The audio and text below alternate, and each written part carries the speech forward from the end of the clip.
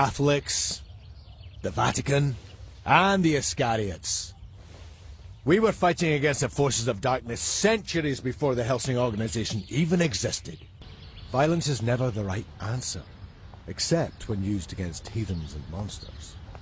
If a vampire wants to eat some Protestants, how's it our business? Just remember, we are part of God's divine instrument on earth. We do not retreat when we are challenged by heretics. If anyone does not love the Lord Jesus Christ, let him be accursed at his coming. God save you from your fate. Amen. Sir, a report from our Vatican intelligence officer. It reads, our fears confirmed. The Vatican Special Operations Iscariot organization is on the move. Iscariot. The Vatican Special Operations Unit. The most powerful agents the Vatican commands. What's your business here, Paladin of Iscariot, Father Alexander Anderson? Enough, Father Anderson. This is a violation of our agreement. The situation here is under our control. Withdraw immediately. Neither the Iscariot nor the Helsing organization can afford this sort of battle. I don't care who you think you are. This act of aggression ends now. Withdraw? Is that an order? Did you really expect me to run away screaming in fear from a filthy Protestant whore? He has violated our agreements, attacked without provocation, and killed my men. The Vatican will pay dearly for this. I'll leave. I need further preparation to kill this one. We'll meet again, Helsing. Next time, I'll butcher you all.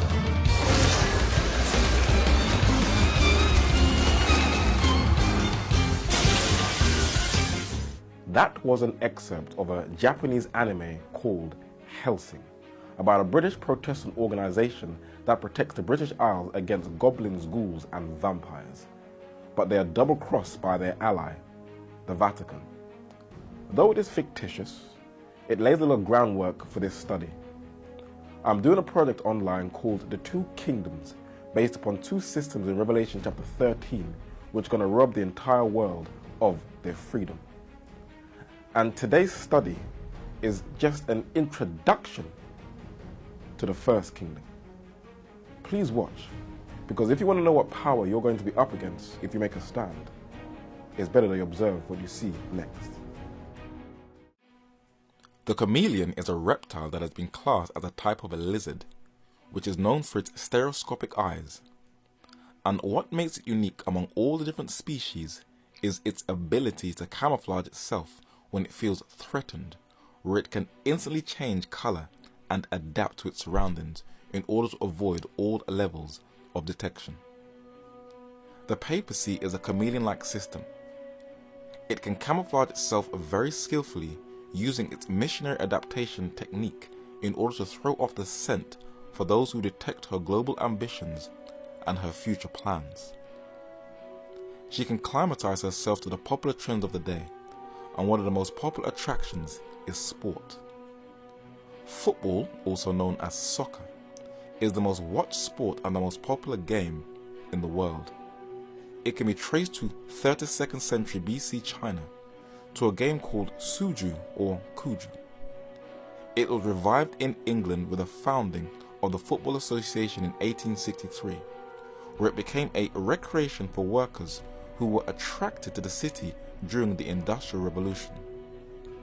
It is a religion and a badge of identity to many of its fans, and the Vatican has taken advantage of its global mass appeal. Brazil has produced some of the most entertaining players, and its famous stars like Ronaldo. When he was in his prime as a youngster, he visited the late Pope John Paul II during a private audience in the Vatican, presenting the Pope with both his Inter Milan and Brazilian shirt, giving the Pope a youthful appeal. Edson Arantes do Nascimento, better known as Pelé, has been regarded as the greatest footballer of all time, who still is the most successful league scorer in the world. He kissed Pope Benedict XVI's hand on August 20, 2005 in Cologne, Germany, and was granted a papal blessing by the pontiff. The same pope also met the Italian team Inter Milan during a weekly audience at the Vatican on May 7, 2008. Joseph Sepp Blatter is a Swiss football administrator who serves as the 8th and current president of FIFA, the Federation International of Football Association, which is responsible for organizing all of football's major international tournaments. He met Pope Francis I in the Vatican on Friday, November 22, 2013, in a private audience and presented him with a football jersey with the Pope's personal name inscribed on the back, where they discussed the 2014 World Cup in Brazil, for the Pope is known as a keen football fan.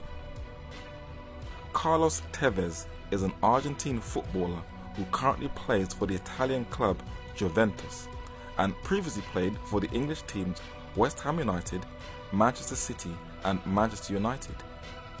On the 12th of November 2013, Tevez and his family met the Pope in the Vatican in a private audience and presented the Pope with a football jersey with his name on it. They are both from Buenos Aires in Argentina. Italian goalkeeper Gianluigi Buffon also plays for the Italian club Juventus and is considered to be one of the greatest goalkeepers of all time. And Lionel Messi is an Argentine footballer who plays for the Argentine national team as well as the Spanish team Barcelona.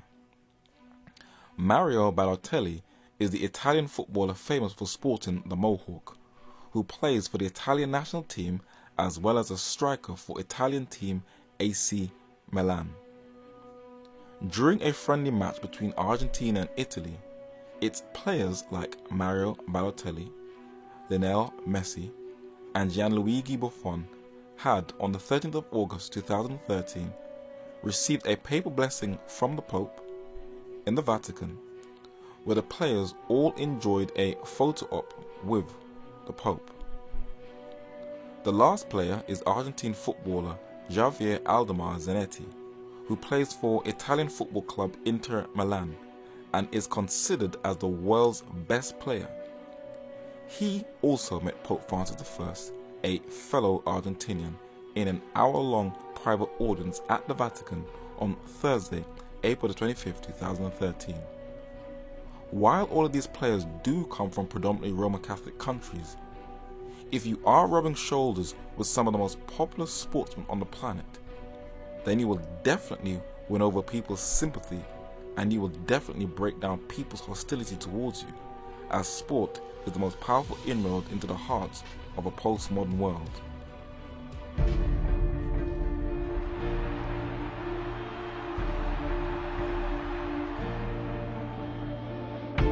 El Señor hoy los llama, a vos, a vos, a vos, a vos, a cada uno.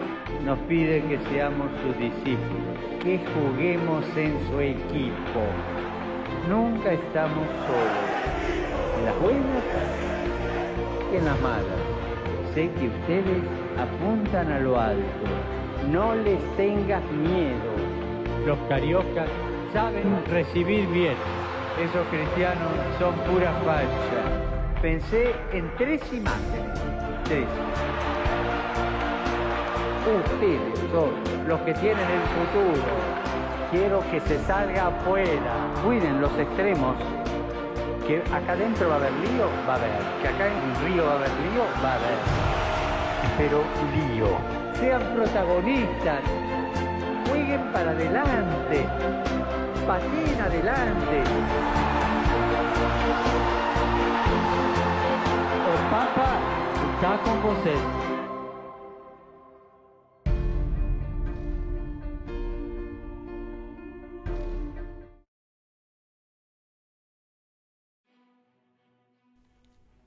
Brazil is a multicultural society that has the largest Roman Catholic population on earth, and it is known for its favelas, carnival, and football. It is not only hosting the 2014 World Cup, but it is also hosting the 2016 Olympics that will draw crowds from all over the world. When Pope Francis I went to Brazil in July 2013 to counteract the growth of evangelicals in Latin America, he blessed both the Olympic and Paralympic flag with so-called holy water. And in the Vatican, he met Thomas Bach, the current president of the Olympic Committee, in November 2013, where the Pope was given the Olympic Order in gold as a gift. This is the level of clout and respectability the Vatican has in the field of sport. But it is not just in sport where her respectability and her influence is felt. Harley-Davidson is an American motorcycle company that has a total revenue of $5.31 billion as of 2011. The men who are famous for riding them are the infamous Hells Angels gang. It was founded in 1903 by the Davidson brothers, but the name was branded after its co-founders, Arthur Davidson, second from right, and William S. Harley on the furthest right. William Godfrey Davidson is an American businessman, motorcycle designer, and the former senior vice president and chief styling officer of Harley-Davidson.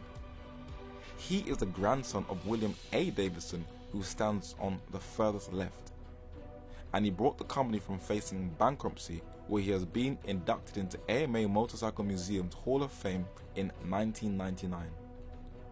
On April 2012, William G. Davidson met Pope Benedict XVI in the Vatican, where he presented 2 commemorative motorcycle tanks to the Pope for a blessing, where they were signed by both Benedict XVI and William G. Davidson in preparation for the 110th anniversary of Harley-Davidson, which was to be celebrated in Rome the following year in June 2013, where tens of thousands of riders and fans from all over the globe made their way to Rome, where Pope Francis I pronounced a papal blessing on the Harley-Davidson bikers who were in Rome. When a secular biking organization goes to the Vatican for a blessing, this should be a wake-up call for those who underestimate her global mass appeal. Over the years, many of the top motor vehicle companies in Europe have either had a private audience in the Vatican or have given the popes a collection of specially made cars for free. Let us take a look at them. Jean-Claude Van Damme was famous in the 1990s for his martial arts roles and is trying to rebuild his career back. And he is famous for doing the splits, as this promotional ad shows, for the motor vehicle company Volvo. And this is one of the companies who provides tailor-made cars for the Pope for free, as can be seen in this kitted out car for Benedict XVI. Ferdinand Porsche invented Volkswagen, the people's car for Nazi Germany, as an automobile for the family. And the French family Louis Marcel and Ferdinand Renault founded the French manufacturing company Renault in 1899, which is the 3rd biggest European automaker by production. The former chairman of Volkswagen and a German automobile engineer and manager, Dr. Bernd Peter Pischreiter, standing on the right, presents Pope Benedict XVI on the left with an armored LWB W12 Phaeton at the Vatican on the 18th of October 2006. Carlos Ghosn is a French-Lebanese Brazilian who is the chair and CEO of both Renault and Nissan, bowed to Pope Benedict XVI and gave him for free a customized electric car, a white Renault Kangoo, to patrol the gardens of the papal summer residence at Castel Gandolfo.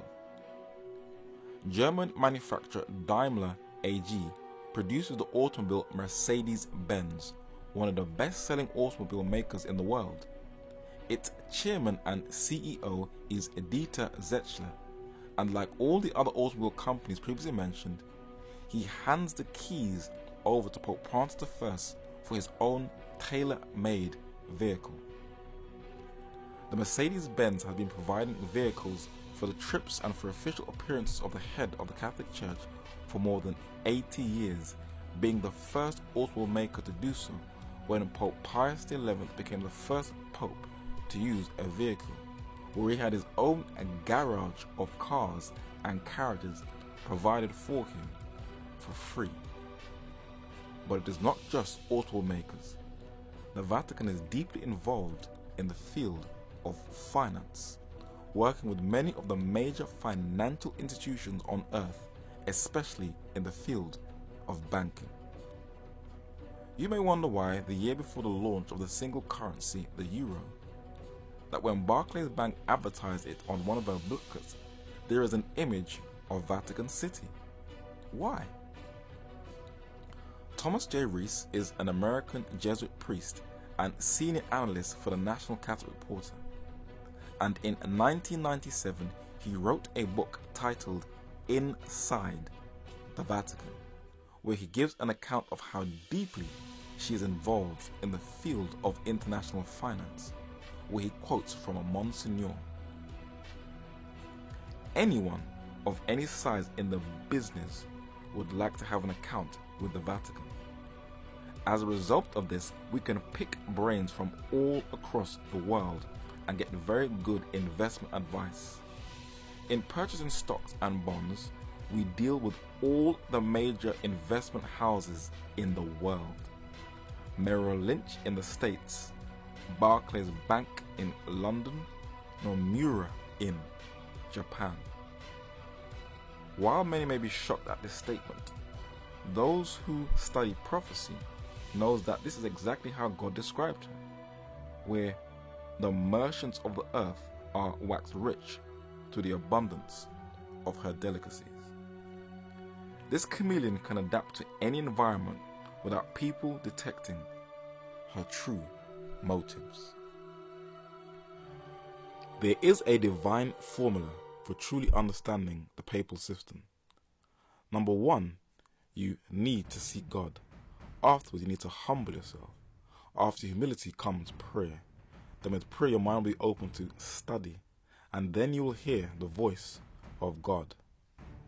So with the postmodern world distracted with the celebrity worship of competitive sport, and with the pomp and pageantry of a pope who embraces these sports stars in the Vatican, what are her global plans, and how will she be able to execute them without being exposed beforehand? One of the prophecies foretells us that, for by thy sorceries were all nations deceived.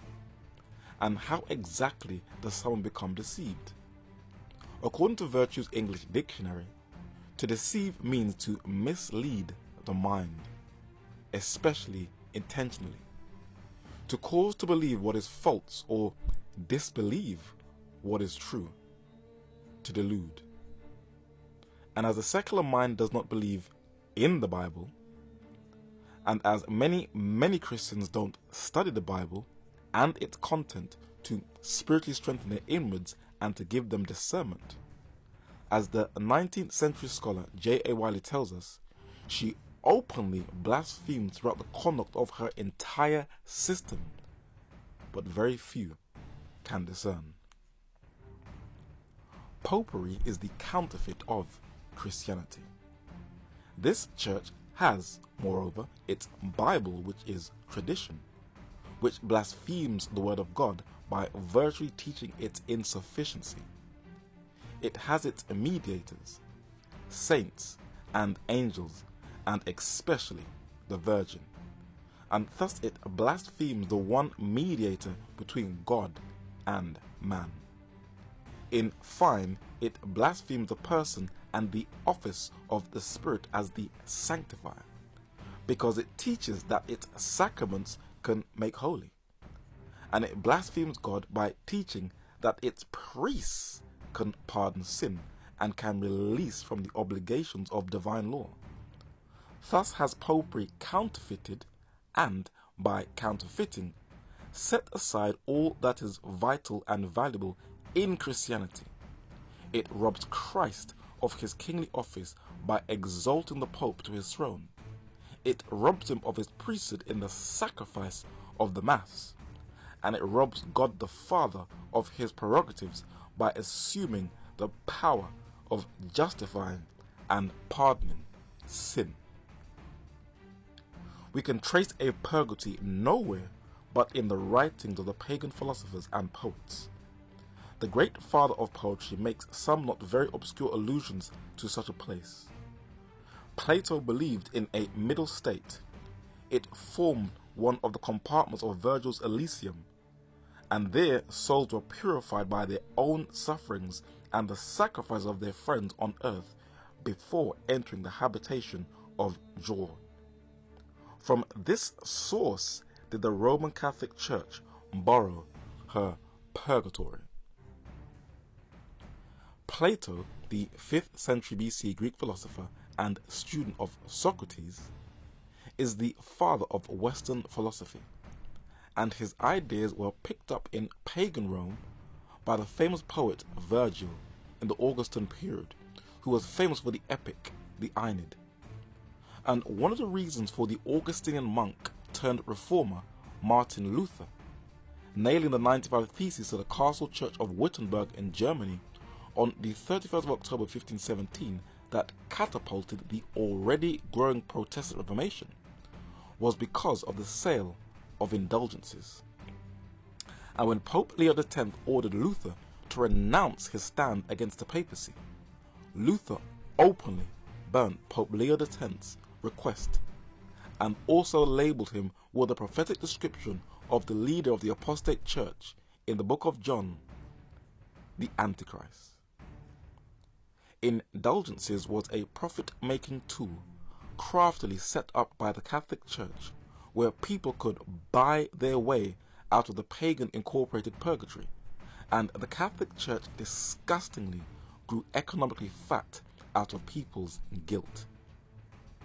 It quieted down during the Reformation, but thanks to the 17th century German Jesuit priest and occultist Athanasius Kircher, the Platonic teachings of purgatory was restored via his magic lantern show, the forerunner to motion pictures, and the Jesuits created an atmosphere of fear through special effects, which the French investigative journalist Edmond Paris recorded in his thesis on the Jesuits on how they accomplished this.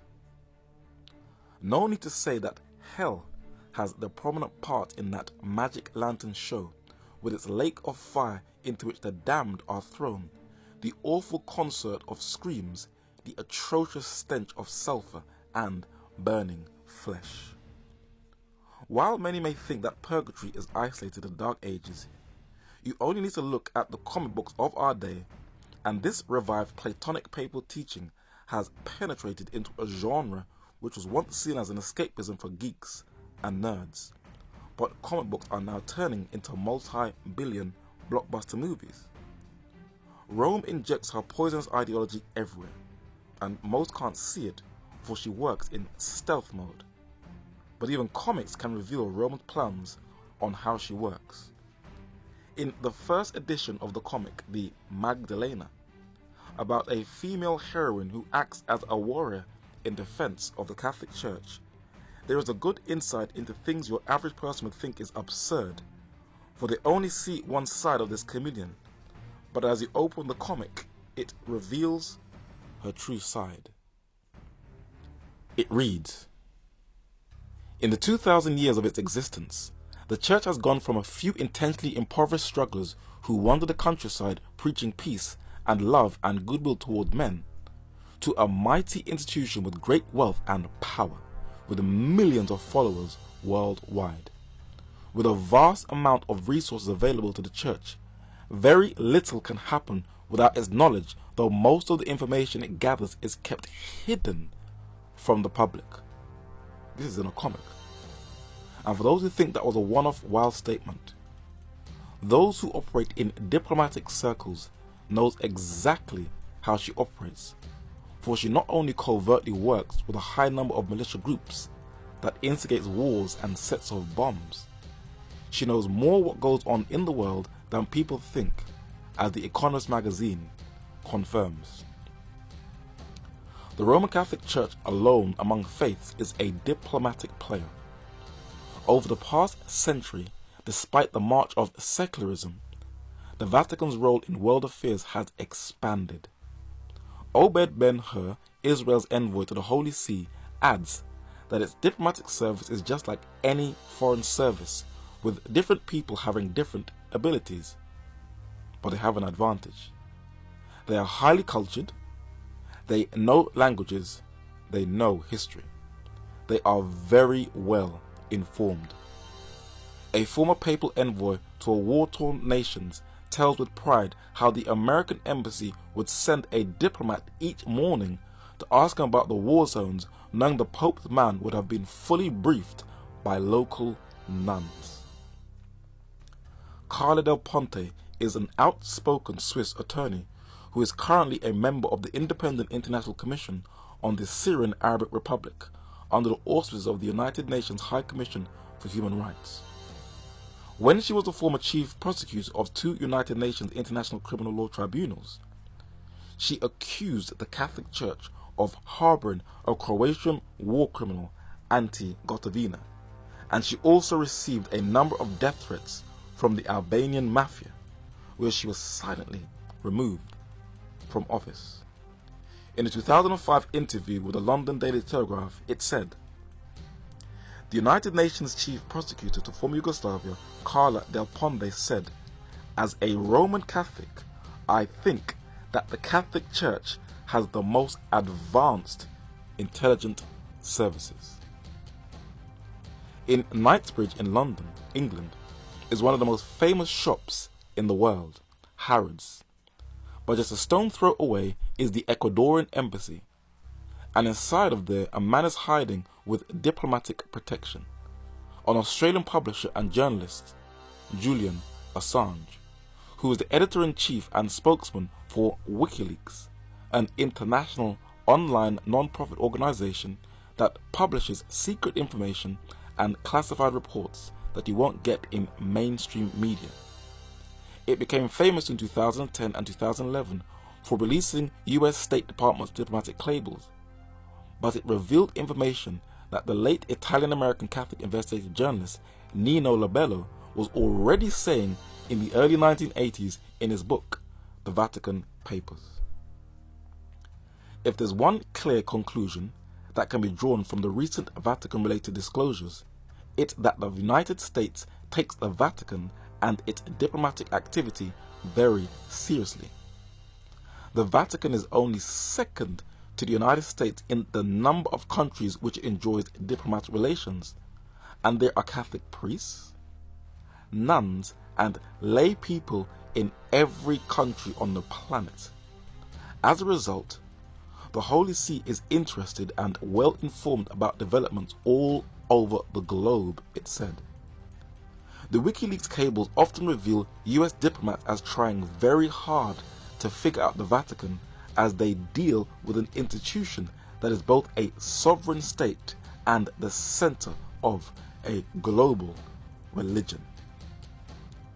So the billion-dollar military budget of the US military, which uses both SIGINT, Signals Intelligence, and HUMINT, Human Intelligence by the NSA, CIA, and the FBI, Britain's Joint Intelligence Committee that deals with defense intelligence overseen by GCHQ, the Secret Service, which is MI5, and the Secret Intelligence Service, which is MI6, the Federal Security Service of the Russian Federation, the FSB, that succeeded the KGB, and the Israeli Defense Forces Shin Bet, Amman, and Mossad, from the most reliable sources in intelligence and diplomatic services, are no match for the global intelligence apparatus of the papacy.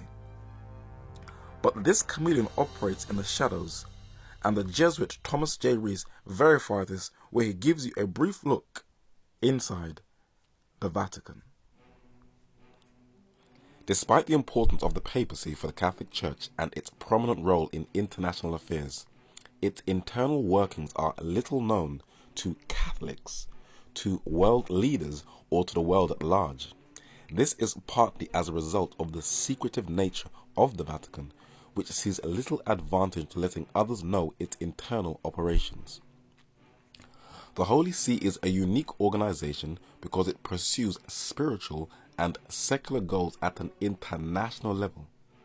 Its organizational complexity arises from the fact that the Pope plays many roles in order to fulfill these goals. He is the Bishop of Rome, the sovereign ruler of the state of Vatican City, and successor of St. Peter as head of the College of Bishops.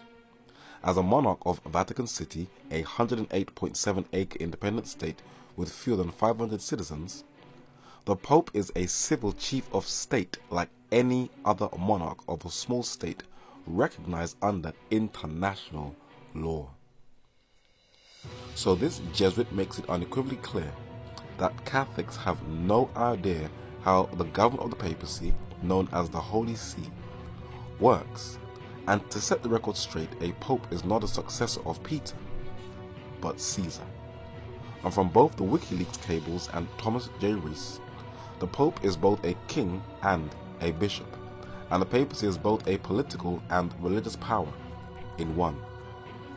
And for those who still follow the historicist school of prophetic interpretation from the Reformation, that is exactly how the Holy Scriptures prophetically describes her. The prophet Daniel describes her as a beast, which symbolically is interpreted as a kingdom or a political power in Daniel 7 verses 17 and 23. Paul describes her as a religious power, an apostate church or woman in 2 Thessalonians chapter 1. The Apostle John takes from both Daniel and Paul and shows that it is an amalgamation of a woman riding a beast in Revelation chapter 17 and verse 3, or a religio-political power that is embraced by all world leaders. And this is how all true Bible believers have identified her as. But what are her plans? Is it absurd or naive to think that she has a plan to take over the entire planet? Would you be a conspiracy theorist to think she has plans to control the 7 billion souls that make up the world's population? To be fair to the papacy, we will quote from her own words. The late Malachi Brandon Martin was an Irish-born American priest, a former Jesuit and professor at the Vatican's Pontifical Institute. He was a Vatican insider and intelligence expert.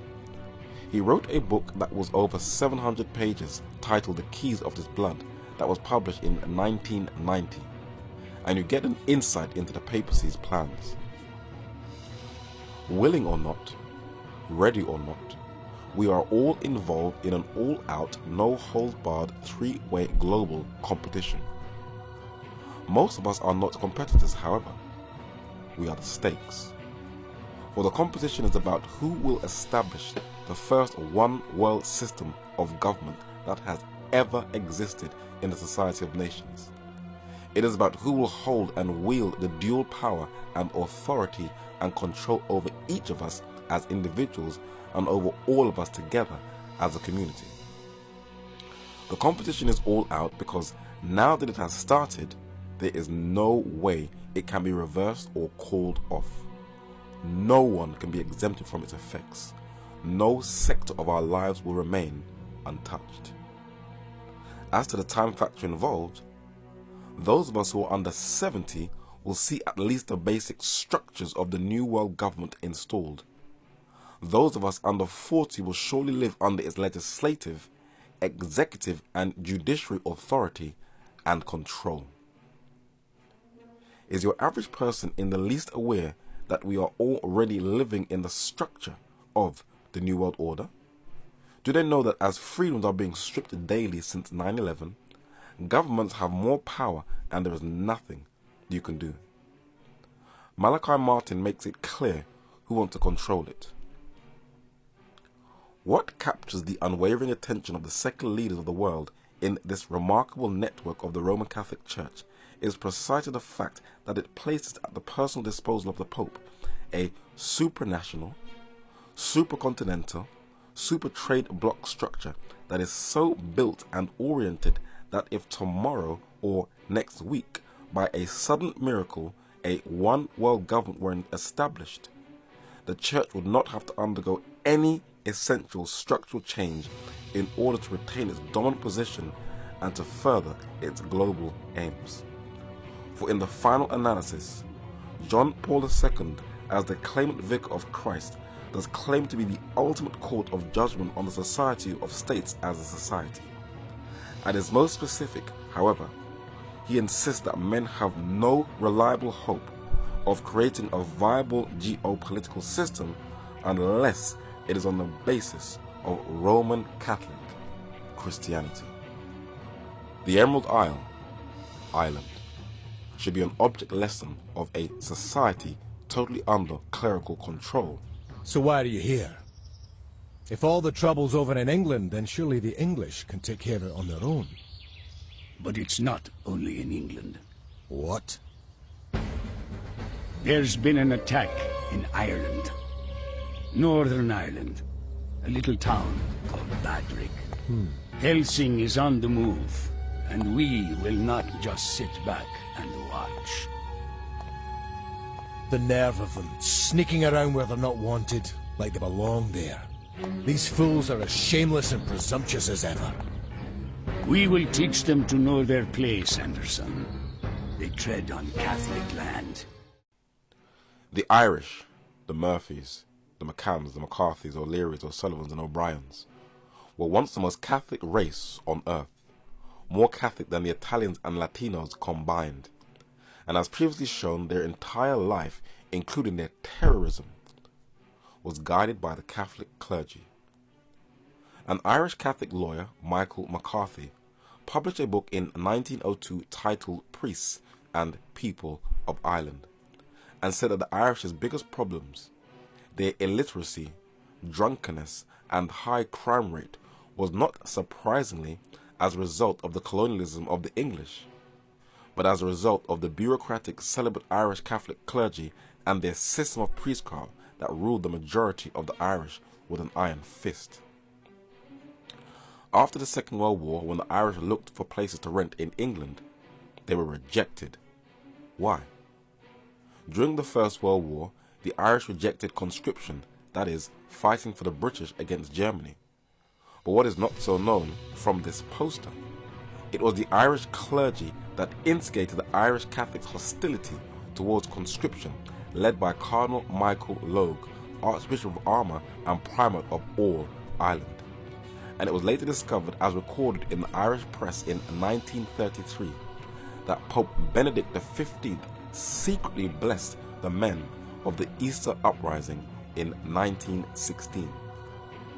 But with the recent exposés of child molestations, and with the last Pope, Benedict XVI, being the chief instigator of covering up the sexual abuses while a cardinal and as a pope, the Irish Independent in 2009 produced a very interesting article on what it is like to live in a clerical controlled nation under papal rule.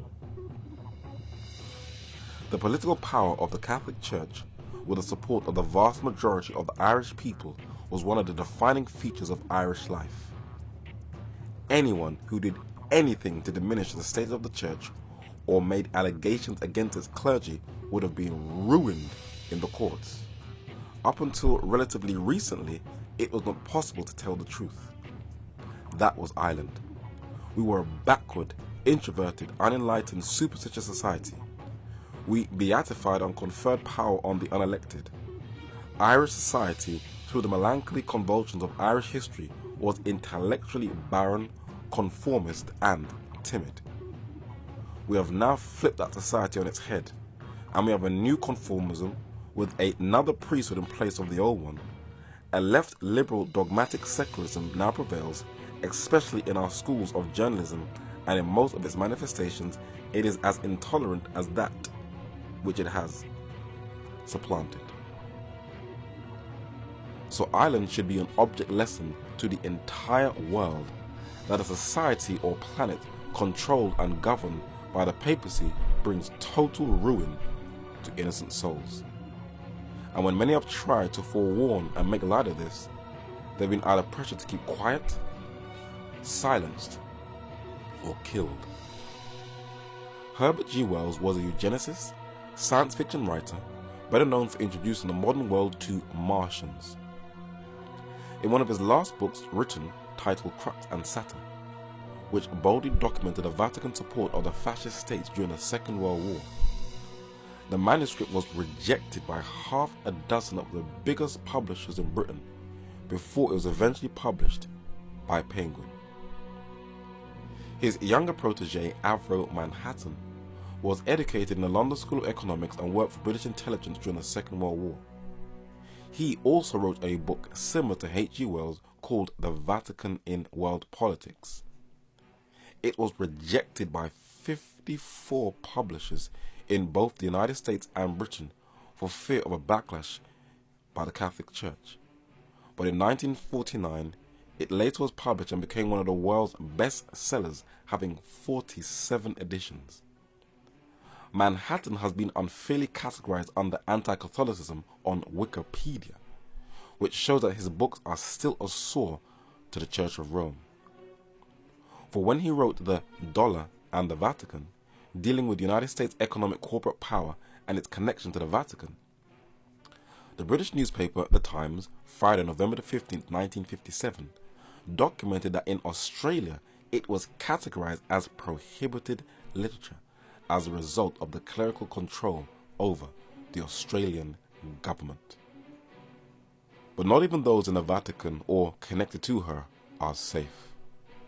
And during the late 1970s and early 1980s, a string of deaths occurred that stretched from Rome to London, England, of individuals who attempted to expose the dark, corrupt inner workings of the papal system. David Yallop is an English writer regarded as the world's leading investigative journalist. He published a book in 1984 on a request from insiders in the Vatican titled In God's Name that has sold 6 million copies worldwide and was atop of the bestsellers list all over the world, that covers a chain of corruption that linked leading figures in financial, political, criminal and clerical circles. It covers the murder or death of Albino Luciani, who was better known as Pope John Paul I. Luciani was a Catholic bishop, disliked the Vatican, and when he became Pope, unlike the smokescreen of the present Pope Francis I, he made it known that he was going to purge corruption at the Vatican Bank that was entangled to the Vatican. Vatican officials hated and scorned him, for he didn't qualify as the dictatorial, pompous, corrupt pontiff as his predecessors and successors. For when he was Archbishop of Venice, he permitted churches to sell off their precious stones to raise money for the poor, and he suggested that the Western world's rich Catholic churches should give 1% of their annual income to the Third World. It didn't last very long. He was a pope for only 33 days. And in the British newspaper The Daily Mail, Thursday, August 27, 1998, it documented that a Brazilian archbishop who was his friend said that he was murdered. Michel Sindona was a Jesuit-educated Sicilian financial wizard nicknamed the Sharps, who was deeply connected to the mafia and was also a financial advisor to the Vatican. When he was arrested and incarcerated for financial corruption, he said he was going to expose everything about the Vatican and their financial corruption. He was poisoned in jail in March 1986. Roberto Calvi was an Italian banker closely connected to the Vatican, as can be seen by this picture with Pope Paul VI. He was the chairman of an Italian bank, Banco Ambrosiano, which collapsed in a big political banking scandal. He was also going to expose the corruption in the Vatican Bank and their connection to the mafia and Freemason. He died in London on the 17th of June 1982. At the time it was classed as a suicide. But after the family pushed for a further investigation, it was discovered that he was indeed murdered. And this is exactly the spot where his body was discovered. His moustache shaven and money stashed in his pocket. It still has a very eerie feeling around the location. But what is interesting is the name of this spot. It is called the Blackfriars Bridge, and the name is not a coincidence at all. Most are unaware that the papacy has not changed at all since the Dark Ages. Its leaders still dress the same, and it still influences world politics. And it looks like secular writers are making more of an alarm cry than those religious watchmen who are meant to forewarn. The late Fred Halliday was the Professor of International Relations at the London School of Economics from 1985 to 2008, who specialized in Middle Eastern politics. He was one of the very few intellectuals who not only saw the Vatican for who she was, and her dangerous liaison and unholy alliances with controversial states, but he wrote about the future repercussions of her global influence. In recent years under Ratzinger, and for years under his predecessor Karl Wojtyla, this overrated medieval entity has been allowed to play a role in formulating UN policy on matters of major import, notably birth control and use of condoms.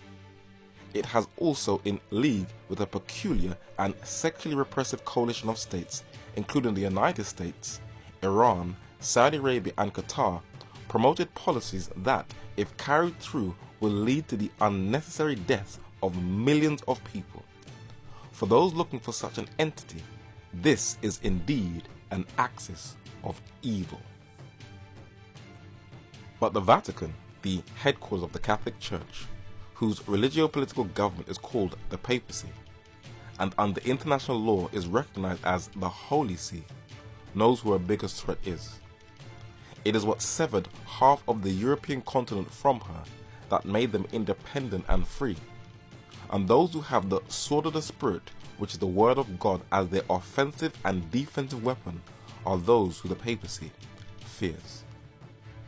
Books that once filled the shelves are no longer in the libraries of the West.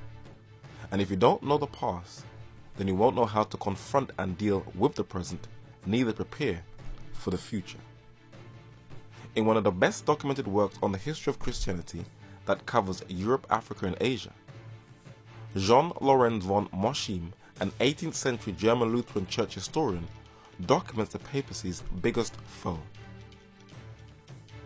The most important of all events that occurred among Christians after the 15th century, nay, the greatest of all events affecting the Christian world since the birth of the Saviour, was that celebrated religious and ecclesiastical revolution commonly called the Reformation.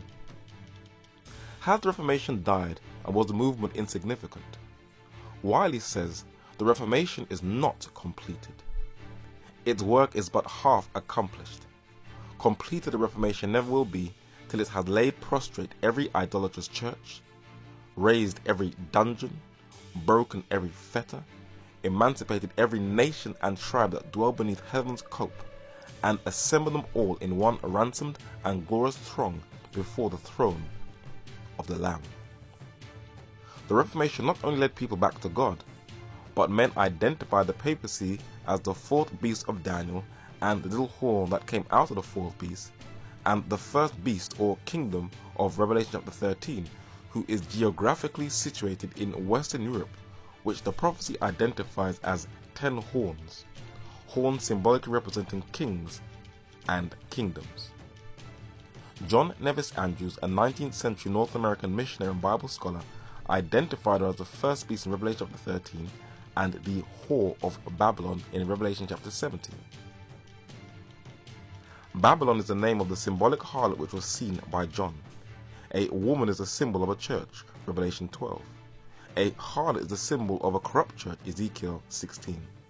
It is evident that the woman in Revelation chapter 17 should be interpreted in the same manner as the one in chapter 12. If the harlot to whom the kings of the earth have unlawfully united themselves symbolizes only the Church of Rome, it follows that many of the wicked powers of the earth are quite free from this sin. The beast with 10 horns, described by Daniel, is also seen by John to ascend out of the sea. He is showing the identity of the papal power in Daniel 7 with the beast of Revelation chapter 13, verses 1 to 10. Despite its abysmal track record of thievery, slavery, colonialism and genocides, England is the home of the Protestant Reformation, and in the 17th century, Cambridge-educated Thomas Goodwin, who was president of Magdalen College in Oxford and the chaplain to Oliver Cromwell, came to the same conclusion as Jane Andrews through his deep prophetic studies. The Pope, together with the body of these 10 kingdoms joining into one, roughly becomes a head, is that first beast with 10 horns described in this 13th chapter. And then the opposite company of the true church, who have the lamb for the head, are described in the 14th chapter. Now, the description of Antichrist, the Pope, and his false church in his rise, power, greatness, and extent of his dominions, and of the company that should cleave unto him, is set forth in the visions of the 13th chapter, which afterwards in the 17th chapter the Holy Ghost himself interprets and makes a comment on. But Thomas Goodwin also reaped the benefits of the Reformation. For in Whitehall Gardens, opposite the Ministry of Defence in London, England, is a statue of a man looking over the very river that once secretly smuggled his Bibles from the continent to England. The 16th century Bible scholar William Tyndale. The English have no idea that this skilled linguist, versed in 7 languages fluently, delivered them from illiteracy and gave them the opportunity to read. He also said, "The Pope, that very Antichrist, O great whore of Babylon, how abuseth she the prince of the world? How drunk hath she made them with her wine?" But even 2 centuries prior to Tyndale, a man whose picture still hangs in the University of Oxford, which still shows his influence, was a scholar titled the Evangelical Doctor, the Oxford professor and godfather of the Reformation, John Wycliffe, who not only translated the Bible so the common man could read as his successor Tyndale did more successfully, but he also identified the papal system. John Wycliffe, called the Morning Star of the Reformation in one of his tracts, styled the Bishop of Rome the Antichrist, the proud worldly priest of Rome, and the most cursed of clippers and cut purses. The Bible describes the Antichrist as an apostasy in the church, and the best study is a PDF of J.A. Wiley that can be downloaded for free on the internet. The Bible says, "Little children, it is the last time, and as you have heard that Antichrist shall come, even now are there many Antichrists, whereby we know that it is the last time." Listen to the language very carefully. "They went out from us, but they were not of us. For if they had been of us, they would have no doubt have continued with us. But they went out that they might be made manifest that they were not all of us." The repetitive word that is used is us, which shows it is a spiritual corruption within the church. As the New Testament is written in Greek, the word anti in all classical Greek literature means to usurp, to substitute, or to take the place of. So the Antichrist is an individual or system who tries to take the place of Christ. The text continues. "Who is a liar but he that denieth that Jesus is the Christ? He is Antichrist that denieth the Father and the Son." How can you deny the Father and the Son by taking his place? Listen to the words of Jesus when addressing the religious hierarchy or priesthood of his day. "Then spake Jesus to the multitude and to his disciples, saying, The scribes and the Pharisees sit in Moses' seat, and call no man your father upon the earth, for one is your Father which is in heaven." Listen to Jesus' last prayer to God the Father, also known as the Ancient of Days, the Most High. "And now I am no more in the world, but these are in the world, and I will come to thee. Holy Father, keep to thine own name those whom thou hast given me, that they may be one as we are." Jesus specifically titles God the Father as the Holy Father. Now listen to how Peter describes Jesus. "And when the chief shepherd shall appear, ye shall receive a crown of glory that fadeth not away." Now listen to how Roman Catholic canon law describes the Pope. "In virtue of his office, the Supreme Pontiff is infallible in his teaching when as chief shepherd and teacher of all Christ's faithful, with the duty of strengthening his brethren in the faith, he proclaims by a definitive act a doctrine to be held concerning faith or morals. So the Pope not only titles himself the Holy Father, but also the Chief Shepherd, titles that belong only to God the Father and God the Son, and he qualifies for the prophetic description of the Antichrist.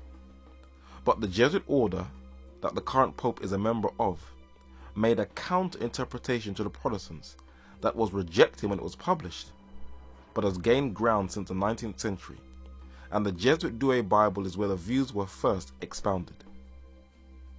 In a book titled Antichrist and His 10 Kingdoms by Albert Close, it documents the two counter-prophetic interpretations of the Jesuits.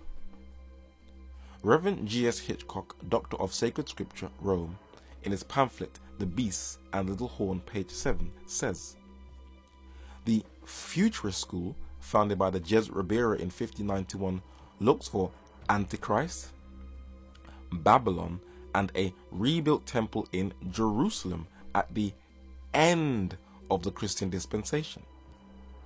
The Preterist school, founded by the Jesuit Alcazar in 1614, explains the revelation by the fall of Jerusalem or by the fall of pagan Rome in 410 AD.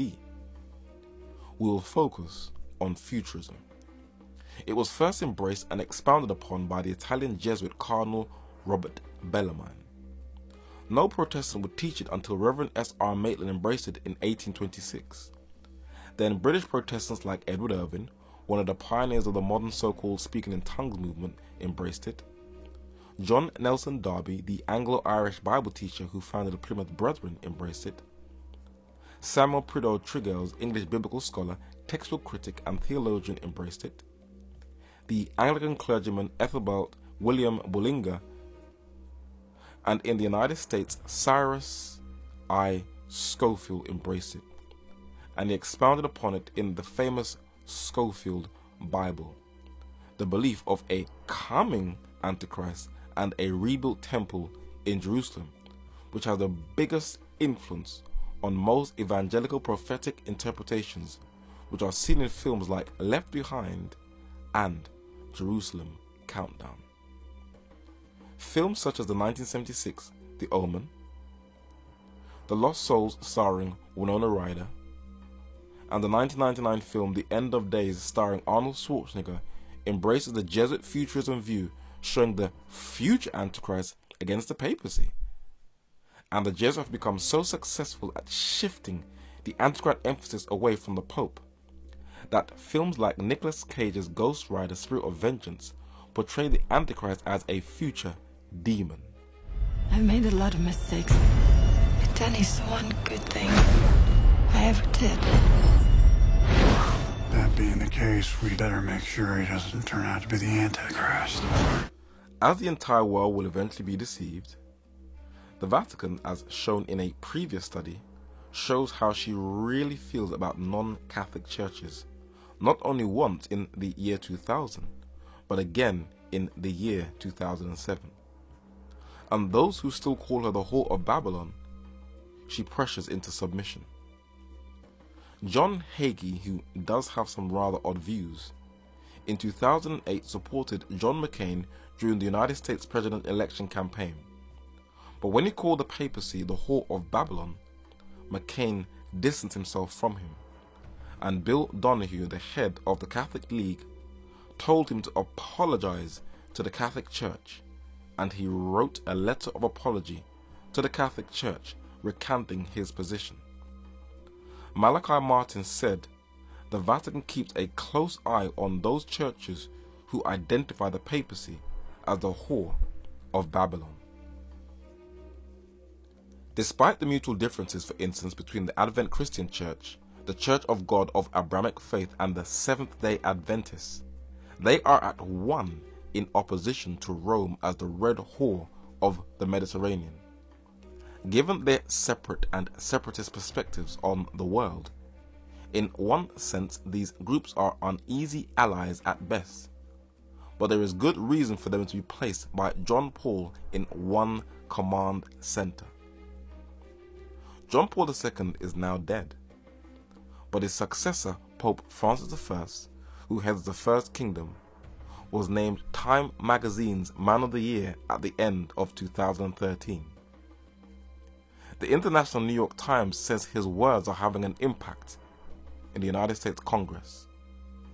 And you can see that he has the full support of the global media, who naively believe that his bubbly smile has changed the face of the papacy.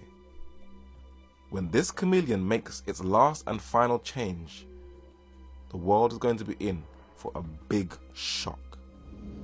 We are the servants of God and the messengers of his justice. We are the instruments of his divine wrath on earth. We are called upon to cleanse his kingdom, bringing ash from the flesh of thine enemies. So you get the picture. The Vatican has openly said that a new world order cannot function unless she controls it. And it's very sad that over the years, even ministers I know said, well, we don't really know if she's the last power in the Book of Revelation, when she's openly said it. I've been called a conspiracy theorist by a pastor and a lay preacher in my own church. And it shows you the level of resistance this message will have when you present it to a world which is lost. But don't worry, we've already seen that they fear those who study the Bible. They don't fear secularization, because secularization is no threat to her. But if you really want to know how to stand, I suggest you follow this principle which I've been telling you for a long while. In the book of Acts chapter 17, there's a group of Christians in verse 10 called the Bereans. But what made the Bereans different from all other new converts to Christ was this, and listen to what it says in verse 11. These were more noble than those in Thessalonica, in that they received the word with all readiness of mind and searched the scriptures daily whether those things were so. So you need to be like a Berean. Anything you hear me say or present, go and research it. But even though the papacy is the most powerful institution on earth, she cannot control the world without the military assistance of another power. And that's going to be our next study, who the Second Kingdom is.